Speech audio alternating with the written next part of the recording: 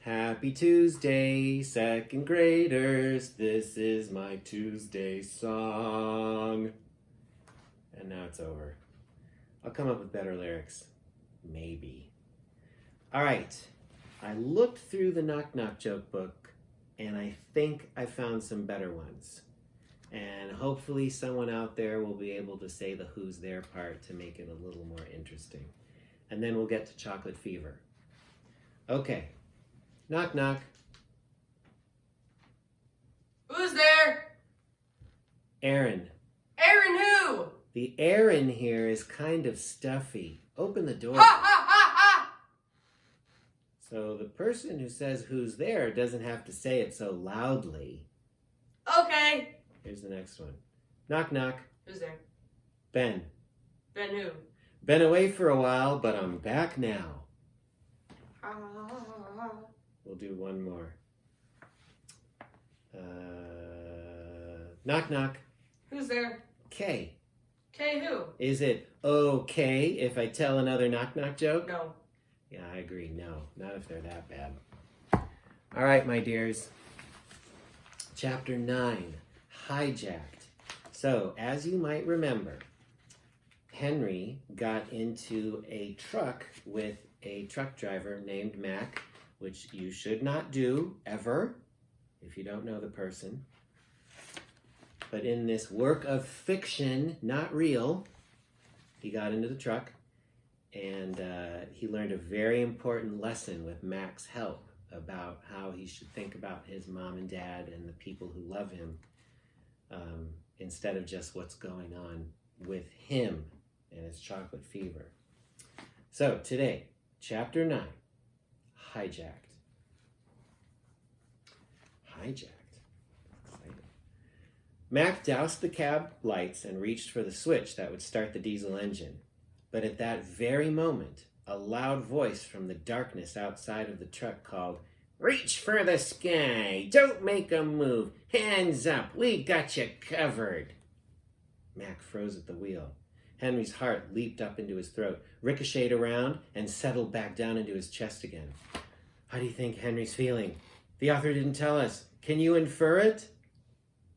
Yes, that's right. He's feeling very relaxed. No, he's not. He's scared. The two men jumped up into the truck, one on each side. Each man carried a small blue revolver. The guns were pointed straight at Mac. After a moment, Mac found his voice again. "What is this?" he asked. The man on Mac's side of the truck, the one with the mustache, replied, "This, sir, is a robbery, a stick-up, a hijacking. In fact, Section 3, Part 4 of the Criminal Code Book, seizure of a cargo of goods from a vehicle or vessel on the roads or waterways." "Oh," said Mac. "Right, Louis," said the man on Henry's side of the truck. He was the smaller of the two thieves, and instead of a mustache, he wore horn-rimmed glasses and a lopsided smile. "I'm Lefty. He's Louie," the man went on. "People get us mixed up sometimes, but I don't know why." My name's Henry Green," said Henry, "and this is Mac." "Please," wait a minute. "Pleased to make your acquaintance, I'm sure," said Louis, "even under these unfortunate circumstances." Polite as they seemed to be, Louis and Lefty were still pointing their guns at Mac and Henry.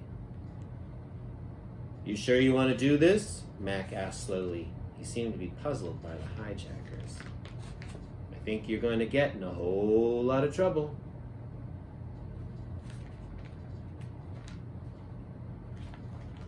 "Trouble?" said Louis. "You'll be the one in trouble if you don't do exactly what I tells ya. Now climb up to that bunk there, both of you, so we can get on with this here job." Henry did as he was told, with Mac following slowly behind him. Mac was starting to get angry. Henry could see, but when he spoke, Mac's voice was calm. "I don't suppose it would do much good to tell you that you are definitely breaking the law," he said.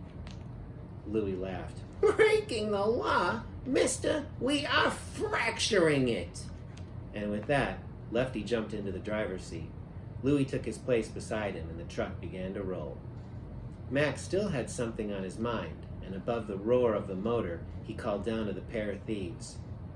"You better stop now. I think you're making an awful mistake." "There's no mistake about it," Louis called back over his shoulder. "We know exactly what we're doing. We're hijacking a cargo of expensive jewels." Mac looked dumbfounded at this last piece of information. "For jewels?" he cried out. "Jewels?" And with that, he started to laugh. Great big gusts of laughter poured out of Mac. He doubled over 1 or 2 times, and finally tears came out of his eyes and rolled down his cheeks. He was laughing so hard. "Oh my goodness," he cried when he could finally speak. "They think they're stealing jewels in this truck." The more Mac laughed, the more concerned Louis became. He signaled Lefty to stop the truck, and when he had, turned to look up at Mac. In a low voice, he said, "No jewels?" Mac, taking care to keep a straight face, simply answered, "No jewels." "Then what?" Louis began as Mac interrupted. "Candy bars," Mac shouted, the laughter beginning again. "Ha ha! Candy bars." "Oh, no," Louis said. "Chocolate bars with almonds." "Ah, nuts!" exclaimed Lefty.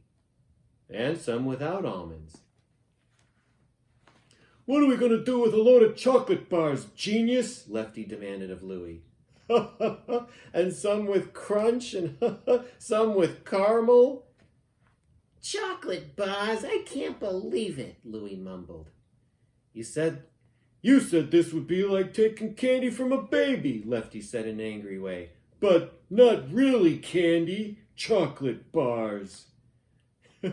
"And some with nougat," said Mac.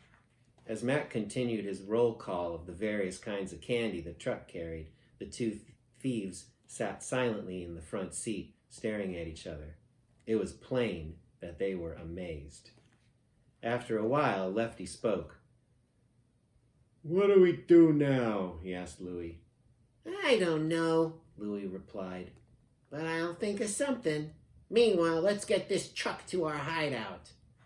"And some of them with peanut butter, but none of them with jewels." With Mac's laughter ringing in their ears, the unhappy thieves looked glumly ahead as the truck rumbled through the night. So today was a little short chapter, shorter than yesterday, but full of voices. Made it a little more interesting. Certainly did for me. I hope you enjoyed it. 2nd graders, I will see you tomorrow afternoon with chapter 10, Taking a Licking. Interesting. Bye.